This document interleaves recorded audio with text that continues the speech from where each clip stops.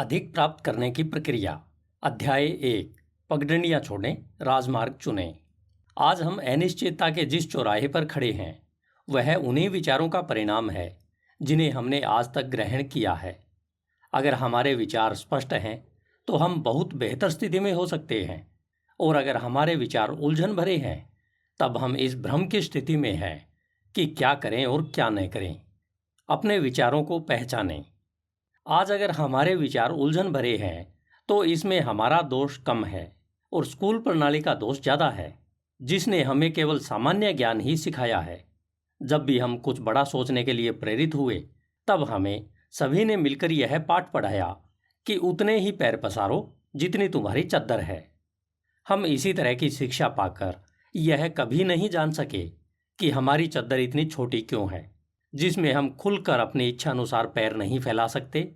इस सामान्य ज्ञान वाली शिक्षा से हम कभी भी यह नहीं जान पाए कि अपनी चद्दर को इतना लंबा चौड़ा कैसे किया जाए ताकि फिर कभी इस बारे में न सोचना पड़े कि मुझे अपनी इच्छाओं को चद्दर जितना छोटा करना पड़ेगा। अगर हमें अपनी चद्दर को बड़ा करना है तो इसके लिए सामान्य ज्ञान से काम नहीं चलेगा, क्योंकि सामान्य ज्ञान आपको सरकारी या गैर सरकारी नौकर तो बना सकता है, परंतु यह मालिक नहीं बना सकता। मालिक बनने के लिए विशिष्ट ज्ञान की आवश्यकता होती है, और ज्ञान प्राप्त करने के लिए सबसे सटीक मार्ग होता है अध्ययन का। मेरी तरह आपके मन में भी प्रश्न उठ रहा होगा कि हमने जिस विशिष्ट ज्ञान को स्कूल में नहीं सीखा उसे कैसे और कहां से प्राप्त कर सकते हैं, जिससे हम अपने सपनों को साकार कर सकें, हम सहपरिवार अनचाहे तरीके की बजाय मनचाहे तरीके से जीवन जी सकें, वह उसका आनंद ले सकें। आगे के अध्यायों में हम जानेंगे कि वह कौन सा विशिष्ट ज्ञान है जिसे सीखकर हम चद्दर के अनुसार नहीं बल्कि अपनी इच्छा अनुसार जी सकें। क्या पढ़ें, इसे स्पष्टता से समझें। हम सभी बचपन से यह सुनते आए हैं कि हमें स्वाध्याय करना चाहिए, हमें पुस्तकें पढ़नी चाहिए, और यह भी कि पुस्तकें मनुष्य की सच्ची साथी होती हैं। लेकिन क्या वास्तव में हम जो पुस्तकें पढ़ रहे हैं वे हमारे सपनों को साकार करने में हमारी सहायता करेंगी? क्या वे हमें वह तीव्र मार्ग सुझाएंगी जो हमें मंजिल तक पहुंचाने में सक्षम हो? सबसे बड़ा सवाल यह है कि क्या हम उनमें से उस विशिष्ट ज्ञान को समझ पाएंगे या नहीं। कभी कभी जो पढ़ा, सुना या देखा जाता है वह समझ में आया है या नहीं, इस पर भी असमंजस रहता है। हमने 80-20 सिद्धांत के बारे में अवश्य सुना या पढ़ा होगा। कई बार यह भी समझ के बाहर का मामला बन जाता है कि इस सिद्धांत को अध्ययन पर कैसे लागू करें। कई बार पुस्तक में लेखक के शब्दों में करोड़ों का विचार होता है जिसे हम कई बार पढ़ चुके होते हैं, लेकिन इसे समझने में सालों लग जाते हैं, या बहुत बार हम जीवन भर भी उसे नहीं समझ पाते हैं। परंतु कुछ लोग उसी विचार को समझकर करोड़ों बना लेते हैं। क्या हम भविष्य देख सकते हैं? अगर आप संसार भर के लंबे लॉकडाउन का विश्लेषण करेंगे तो आप समझ जाएंगे कि विचार की शक्ति कैसे काम करती है, कैसे लोग विचार को पकड़कर उसमें निहित विशिष्ट ज्ञान को पहचान कर इतने आगे बढ़ जाते हैं कि हम आश्चर्य से देखते रह जाते हैं। फिर उनके बारे में इस तरह की बातें करनी शुरू कर देते हैं कि हो न हो इसने कोई 2 नंबर का काम किया होगा, इसने कुछ तो गड़बड़ जरूर की है, इसने सरकार को रिश्वत दी होगी, बस कुछ ही दिनों की बात है यह फर्श पर आ जाएगा। असल में जिनको कहीं नहीं जाना होता है उन्हें तब बहुत बुरा लगता है जब उनके ही बीच का कोई आगे बढ़ जाता है या बढ़ने का विचार करता है। इस स्थिति में वे बहुत असहज महसूस करने लगते हैं। वे उसे वापस पुरानी स्थिति में लाने के लिए गलत बातें करते हैं, अफवाहें फैलाते हैं, उसके असफल होने की प्रार्थना ही करने लगते हैं। अगर आपको इस बारे में कोई संशय हो तो दूर जाने की आवश्यकता नहीं है। आप भारत के उद्योगपतियों के बारे में दुष्प्रचार का बोलबाला अपने आसपास या सोशल मीडिया पर स्पष्ट रूप से सुन सकते हैं। हमने साल 2020 में कोविड महामारी का भयानक समय देखा है, जिसमें पूरा संसार थम गया था, काम धंधे बंद हो गए, लाखों लोगों की नौकरियां चली गई और न जाने कितने कामगारों को विस्थापित होना पड़ा, और लाखों लोगों को काल ने असमय निगल लिया था, जिस वजह से कितने ही घर बर्बाद हो गए थे। लेकिन ठीक इसी समय बहुत से ऐसे उद्यमी थे जिन्होंने इस समय हो रहे बदलावों को समझकर अपने विचार रूपी बीज को सही मिट्टी में बोया। उन्होंने भविष्य की आवश्यकता को पहचाना और यह जाना कि कैसी परिस्थितियां पैदा हो रही है। इसका मुकाबला करने के लिए किस तरह की सेवाओं, उत्पादों व व्यवसाय तंत्रों की आवश्यकता भविष्य में पड़ने वाली है। इस विचार के बीज को सही समय पर बोने से व सही मात्रा में और सही समय पर खाद बीज देने से जबरदस्त फसल हुई और उनके कारोबार नई ऊंचाइयों को छूने लगे। इससे नए अवसर पैदा होने लगे, व्यवसाय के तरीके बदल गए, स्कूल, कॉलेज, कोचिंग संस्थान बंद हो गए, लेकिन ऑनलाइन शिक्षा की धारणा जबरदस्त उछाल पर है। वह उसके सहायक उद्योग नई ऊंचाइयों को छूने लगे हैं। इसी तरह मास्क व सैनिटाइजर बनाने का काम, ऑनलाइन फूड इंडस्ट्री और इसके सहायक उद्योग धंधे नए अवसर पैदा करने लगे। अगर आने वाले समय की बात करें तो ऑर्गेनिक फूड, बिजली से चलने वाले वाहन और सौर ऊर्जा जैसे अनगिनत उद्योग हैं जिनमें भविष्य बनाया जा सकता है। हमें वह क्यों चाहिए जो हमें चाहिए। मेरी तरह आपके मन में भी यह सवाल आया होगा कि जब अवसर मेरे सामने आएगा तब मैं उसे कैसे पहचानूंगा। मैं कैसे अवसरों को देखने की कला को विकसित कर सकता हूँ। वह कौन सी तकनीक है जिससे यह पता लगाऊं कि मुझे कौन सा वह काम करना चाहिए जिससे सच्ची दौलत हासिल कर सकूं। वे कौन सी आदतें हैं जिन्हें विकसित किया जाए। ऐसे कौन से काम हैं जो करने से मैं अमीर बन सकूं। मुझे अमीर बनना है, यह हम सभी की एक महत्वाकांक्षी इच्छा होती है। लेकिन क्या हमें वास्तव में अमीर बनना है? क्या हम जानते हैं कि हमें क्यों और कितना अमीर बनना है? क्या यह सब जानना आवश्यक है? हाँ, हमें जो चाहिए उसके बारे में हमें स्पष्ट रूप से पता होना ही चाहिए कि मुझे यह क्यों चाहिए। हमारे पास अमीर बनने के कारण लिखित में हो तो सोने पर सुहागा होगा। मैं आपको वे सब कारण बता देता हूँ कि मुझे क्यों व कितना अमीर बनना है। मैं जहाँ नौकरी करता हूँ वह ऑफिस मुझे जेल की तरह लगता है और मैं उसका एक कैदी हूँ। मेरा बॉस इस जेल का जेलर है जो हर दिन हाथ में डंडा लेकर मुझ पर हुक्म चलाता रहता है। मुझे मेरे हिसाब से नहीं बल्कि उनके हिसाब से काम करना पड़ता है। बॉस लोग ही यह तय करते हैं कि महीने के अंत में मुझे कितने पैसे मिलेंगे, जो मुझे बिल्कुल पसंद नहीं है। मुझे फिलहाल 1 साल के अंदर इतना अमीर बनना है ताकि मैं अपने व्यवसाय से कम उतना कमाने लगूं कि मेरा मासिक खर्च निकालकर वर्तमान तनख्वाह जितना महीने में बचा सकूं। जब मैं इस लक्ष्य को प्राप्त करूंगा तब मैं अपनी वर्तमान नौकरी को लात मार दूंगा और अपने संपत्ति वाले भाग को बड़ा करने में जुट जाऊंगा। हो सकता है किसी को नौकरी से प्रेम हो, लेकिन मुझे नौकरी से नफरत है। मुझे कोई आदेश दे, यह मेरी आत्मा को कचोटता रहता है। मुझे इससे छुटकारा पाना है, इसलिए मैं अमीर बनना चाहता हूँ। अमीर बनने का दूसरा कारण यह है कि मैं अपने परिवार को संसार की सभी सुख सुविधाएं देना चाहता हूँ। मुझे मानवता से प्रेम है, इसलिए जो लोग पैसे और शिक्षा के बिना अपना व्यवसाय बनाने से पीछे रह जाते हैं, मैं उनकी सहायता करना चाहता हूँ। मैं आज़ाद होना चाहता हूँ। मैं अपने परिवार के साथ संसार घूमना चाहता हूँ। मैं अपने पीछे विरासत छोड़कर जाना चाहता हूँ। अमीर लोग ज़्यादा उम्र तक जीवित रहते हैं। मैं भी ज़्यादा जीना चाहता हूँ। वे जो मन में आए कर सकते हैं, खरीद सकते हैं। मुझे भी उनके जैसा बनना है। मैं उधार की जिंदगी से छुटकारा पाना चाहता हूँ। मैं भी चाहता हूँ कि मैं ज़्यादा दान दे सकूँ। इस घुटन भरे समय को बदलना चाहता हूँ, इसलिए मैं अमीर बनना चाहता हूँ। मैंने स्पष्ट रूप से अमीर बनने के कारण लिख रखे हैं, जिन्हें मैं हर रोज सुबह उठते ही देखता हूँ, पढ़ता हूँ और लिखता हूँ। शाम को सोते हुए वह दिन में जब भी मौका मिलता है तब मैं पढ़ता हूँ, देखता हूँ और लिखता हूँ। वह अपने आप को उस स्थिति में महसूस करता हूँ जैसा मैं होना बनना चाहता हूँ, जिससे मुझे यह याद रहे कि मुझे और कड़ी मेहनत क्यों करनी है। लेकिन इसका मतलब यह बिल्कुल नहीं है कि इस वहम में जिया जाए और केवल सपने ही देखते रहें। हमें अपने सपनों को पूरा करने के तरीके पर कड़ी मेहनत करनी होती है। आपके पास भी पैसे कमाने, अमीर बनने के कारण स्पष्ट रूप से लिखित में है, तब तो बहुत बढ़िया। लेकिन अगर अभी तक उन्हें लिखा नहीं है तो तुरंत उन कारणों की पहचान करके विस्तार से लिख लें। इसे विस्तार से इसलिए लिखना होता है ताकि कुछ भी पीछे छूटे नहीं और ज़्यादा स्पष्टता से हम उनका विश्लेषण कर सकें कि क्या यह अमीर बनने का एक सच्चा कारण है। मुझे सुबह उठने का कारण मिल गया है, क्या आपको मिला?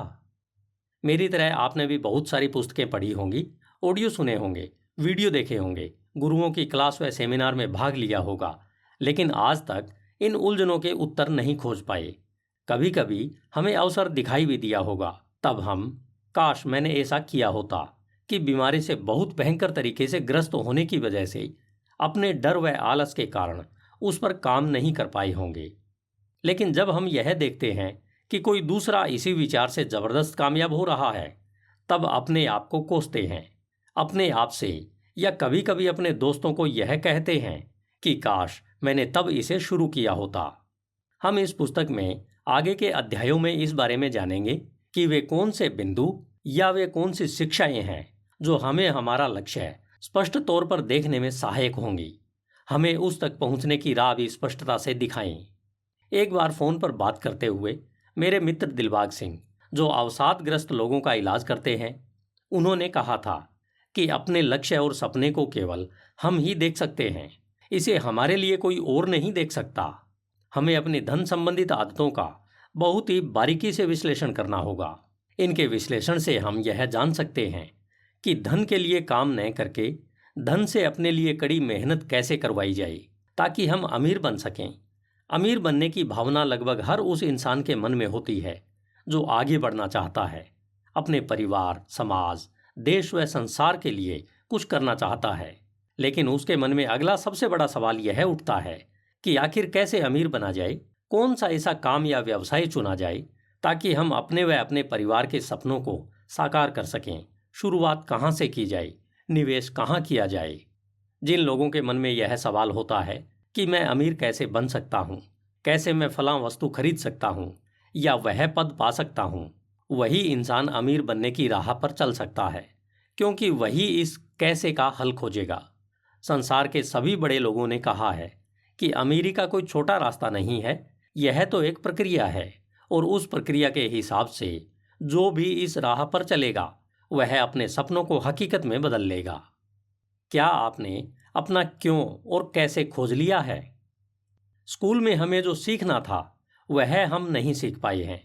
हम केवल आदेशों पर काम करने वाले बनकर ही रह गए हैं। जिन्होंने शाब्दिक व संख्यात्मक विधाओं के अलावा और भी विधाओं में महारत हासिल की है, वे आज देश और समाज की बेहतर सेवा कर रहे हैं। लेकिन जिन्हें यह समझने का मौका ही नहीं मिला कि इनके अलावा भी कुछ और है जिन्हें सीखना जीवन में आगे बढ़ने के लिए आवश्यक है, उनके लिए यह पुस्तक एक वरदान साबित होने वाली है। आइए समझते हैं कि वे और कौन सी विधाएं या योग्यताएं हैं जिन्हें हमें स्कूल से बाहर ही सीखना और विकसित करना पड़ता है। आमतौर पर मनुष्य को अपने मन की 5 में से केवल 3 अवस्थाओं के बारे में ज्ञान होता है, जिसमें पहली अवस्था है जागृत अवस्था, जिसे हम अवचेतन मन कहते हैं। दूसरी है सुषुप्ति स्वप्न अवस्था, यानी इसे अति अवचेतन मन कहते हैं। और तीसरी है स्वप्न अवस्था, यानी स्वप्निल मन। इनके अलावा मन की 2 और अवस्थाएं होती है, जिसमें पहली है शून्य अवस्था यानी शून्य मन, और दूसरी है लुप्त अवस्था। मन की इससे भी ज्यादा ज्ञात अवस्थाएं हो सकती है, लेकिन अभी हमारे लिए इन 5 के बारे में जान लेना ही काफी है। हम अपनी जागृत अवस्था में सभी 4 का उपयोग करने का निर्णय लेने में सक्षम है। हम जागृत अवस्था में जिन विचारों को सुनते हैं, देखते या महसूस करते हैं, ये सभी हमारे अवचेतन मन पर अंकित हो जाते हैं। हम अपने अवचेतन मन में अपने सोचने वाली बातों को भी स्टोर करते रहते हैं। हमारे अवचेतन मन में किसी भी काम, अवस्था, काल, समय और परिस्थिति के बारे में छवि होती है। वह हमारे विचारों का ही प्रतिरूप होती है, जिसे हम अपने विचारों के माध्यम से बदल सकते हैं। हमारे जीवन के महान उद्देश्य की पूर्ति के लिए हमें अपने अवचेतन मन की कार्य प्रणाली बदलनी पड़ती है।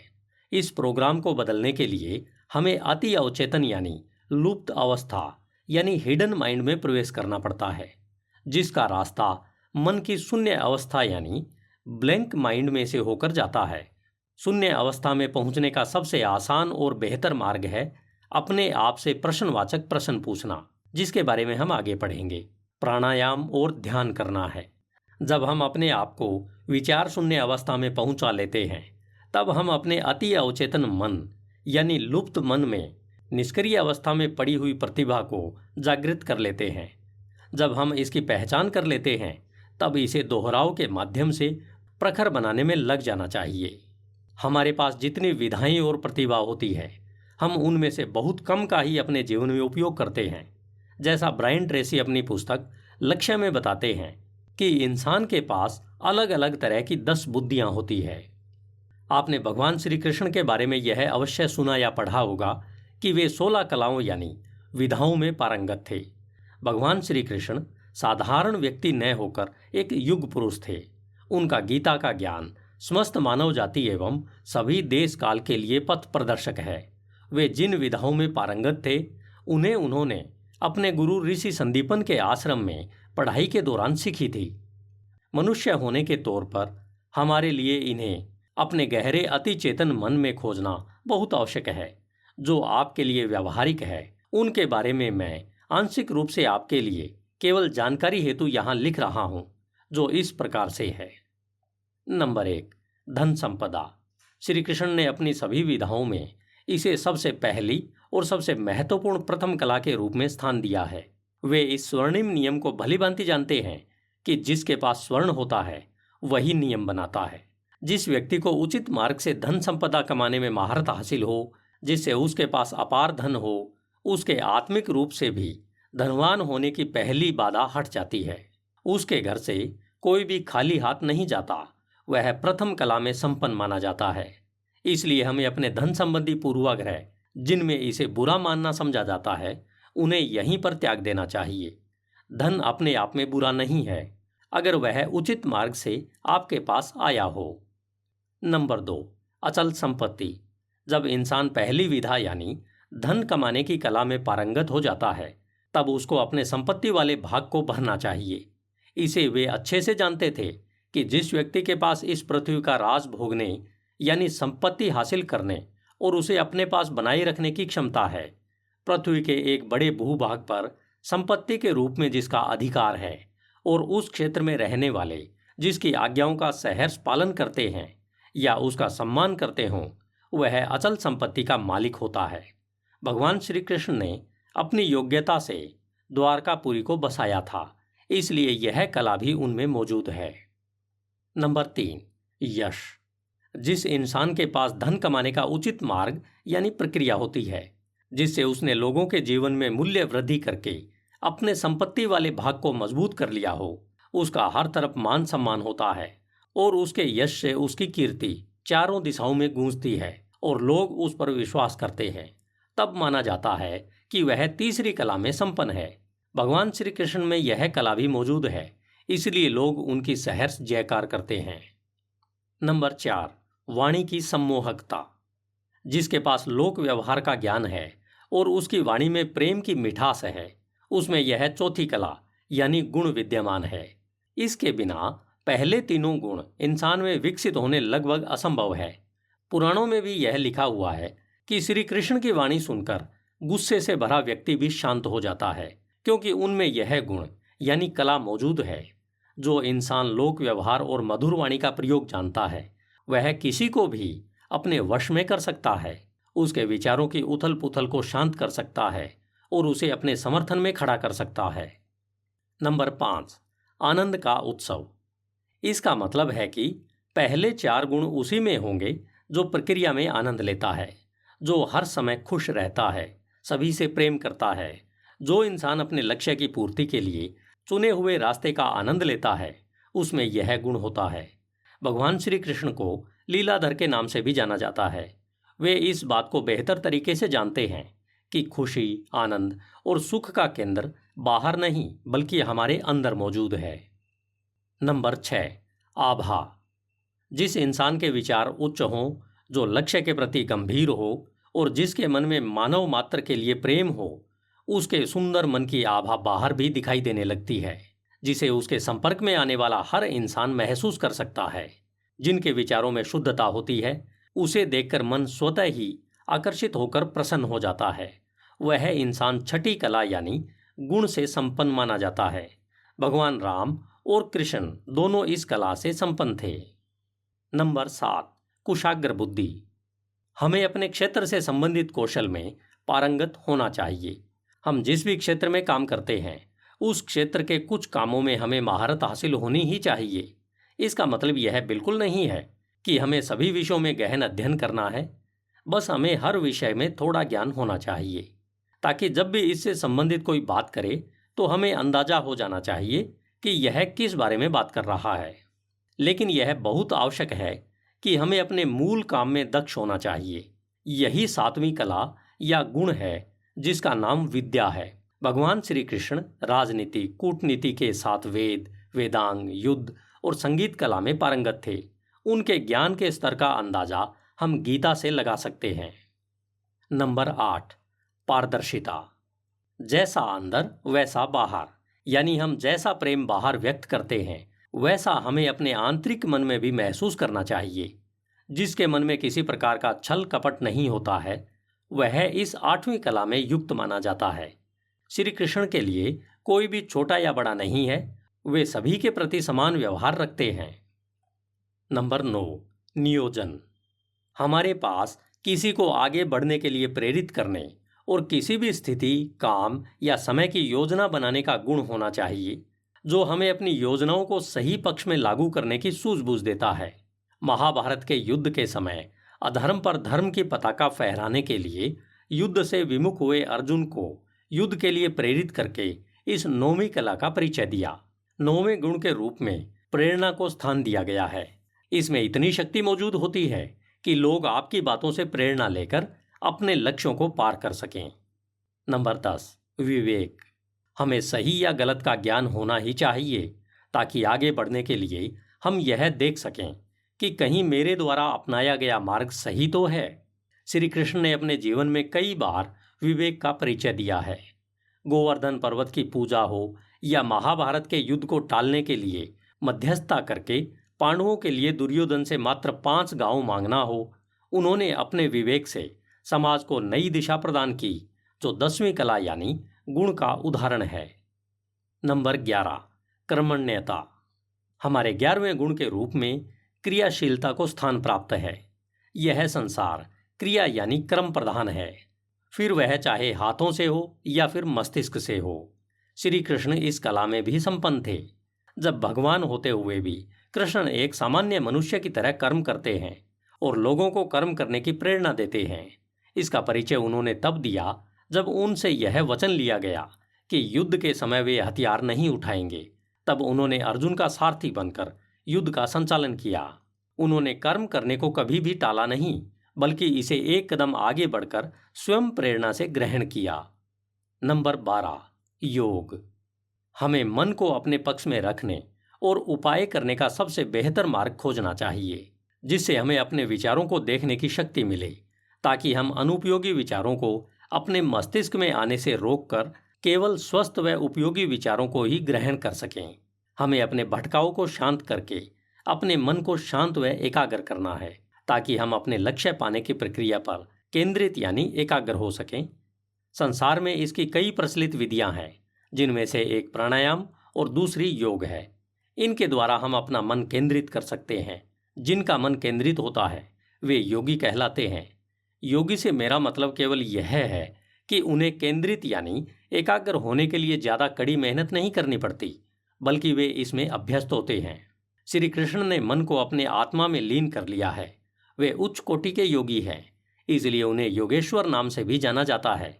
वे इस 12वीं कला में पूर्ण रूप से संपन्न हैं। नंबर 13, विनय। 13वीं कला का नाम प्रहवी यानी अहंकार रहित है। इसे विनम्रता भी कहते हैं। हमें जीवन में विनम्रता का भाव हमेशा आगे बढ़ाता है, क्योंकि यह हमें अपने मन में आने वाले नुकसानदायक आवेगों से बचाता है। भगवान श्री कृष्ण, जिनके हाथों में संपूर्ण सृष्टि का संचालन है, फिर भी इनमें कृता का लेश मात्र भी अहंकार नहीं है। उन्होंने सुदामा को, जो एक गरीब इंसान था, उसे वे मित्र बनाकर अपने सीने से लगा लेते हैं। अपनी विनयशीलता के कारण वे महाभारत का युद्ध जीतने का श्रेय पांडवों को दे देते हैं। नंबर 14, सत्य। हमें हमेशा सच बोलना चाहिए। हमारे राष्ट्रपिता महात्मा गांधी ने भी कहा है कि सदा सच बोलो। सच बोलने से हम अपने विचारों को उलझने से बचा सकते हैं। सच बोलने के बारे में यह कहावत सही है कि एक झूठ को छिपाने के लिए 100 झूठ बोलने पड़ते हैं। श्री कृष्ण कटु सत्य बोलने से कभी भी परहेज नहीं करते हैं। वे धर्म की रक्षा के लिए सत्य को परिभाषित करना भी अच्छी तरह से जानते हैं। जब शिशुपाल की मां ने उनसे पूछा कि क्या मेरे बेटे का वध तुम्हारे हाथों से होगा, तब श्री कृष्ण ने निसंकोच कहा कि जो विधि का विधान है मुझे उसका पालन करना पड़ेगा। नंबर 15, आधिपत्य। लोगों को प्रभावित करने का गुण ही वह कला है जो श्री कृष्ण में मौजूद थी, जिसका नाम है आधिपत्य यानी प्रभाव जमाने का गुण। जिसका तात्पर्य है कि आप में इस गुण का होना यह साबित करता है कि आप लोगों पर अपना प्रभाव स्थापित कर सकते हैं और ज़रूरत पड़ने पर लोगों को अपने प्रभाव का एहसास भी दिला सकते हैं। श्री कृष्ण ने अपने जीवन में इस गुण का कई बार प्रयोग किया है, जिसका एक उदाहरण यह है कि उन्होंने मथुरा निवासियों को वहां से लगभग 1350 किलोमीटर दूर नवनिर्मित द्वारका नगरी में बसने के लिए तैयार कर लिया था। और 16वीं कला है उपकार। बिना किसी पाने की भावना से समाज व लोगों की भलाई के काम करने को 16वीं कला कहते हैं।